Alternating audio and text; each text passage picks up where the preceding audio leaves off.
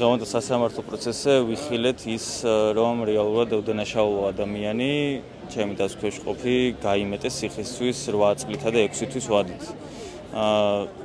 მნიშვნელოვანი არის, რომ აღინიშნოს თითოეული იმ ადამიანის სახელი და გვარი, ვინც მიიღო ამ უსამართლობაში მონაწილეობა, დაუწყებს ცენტრალური კრიმინალური პოლიციის დეპარტამენტის თანამშრომლებით, ედგარ ოგანესიანი, დეტექტივი ემილ კუპრავა, ზურაბ რუსიშვილი, გიორგი ჩიკვაიძე, არჩი ნაცვლიშვილი.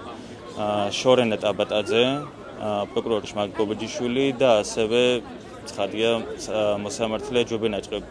ეს არიან ის ადამიანები, რეალურად ვის გამოც ანტო ჩეჩინი უდანაშაულო ადამიანის მიმართ გამოვიდა გამომტყუნებელი განაჩენი. და რეალურად ამ ადამიანების სინდისე იქნება მთელი ცხოვრების განმავლობაში დარწმუნებული ვარ, ეს უსამართლობა, რაც ჩვენ დღეს ვიხილეთ თბილისის საქალაქო სასამართლოში. უშუალოდ დასაბუთება სასამართლოს მხრიდან დღევანდელ სასამართლო პროცესი არ მოგვისმენია, თუმცა მოლოდინი ყოველ შემთხვევაში იმგვარი მაქვს, როდესაც ჩავიბარებთ განაჩენს.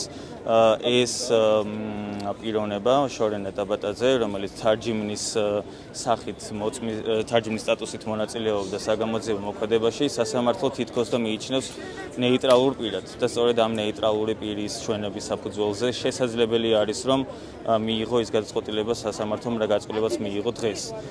უშუალოდ ამ მოწმენასთან დაკავშირებით ჩვენ დაცვის მხარეს სამართალწარმოების საწყისი ეტაპიდანვე, მათ შორის დასკვეთი სიტყვის დროსაც საუბრობდით იმაზე, რომ ადამიანი, რომელიც 6 წლის განმავლობაში თითქმის ყოველდღიურად დღეში არაერთხელ იღებს მონაწილეობას საგამოძიებო მოქმედებაში, ადამიანი, რომელიც იცნობს საქმის ფიგურანტ და მათ შორის არაფიგურანტ დეტექტივებს, გამომძიებლებს, ადამიანი, რომელიც დაკითხვის დროსაც მოაცილა იგი ცენტრალური კრიმინალური პოლიციის დეპარტამენტის გამომძიებელმა და ამ საქმეში მოწმის სახით დაკითხულმა გამომძიებელმა და ელოდებოდა მთელი დაკითხვის დროს სასამართლოს ხდომის დარბაზთან, ბუნებრივი ამგვარი სახის მოწმე, ხიზი არ არსებობს სამართლებრივი სივრცე, რომელიც ფარგლებშიც შესაძლებელი იქნება, რომ ამგვარი სახის მოწმე მიჩნეული იყოს ნეიტრალურ პირად.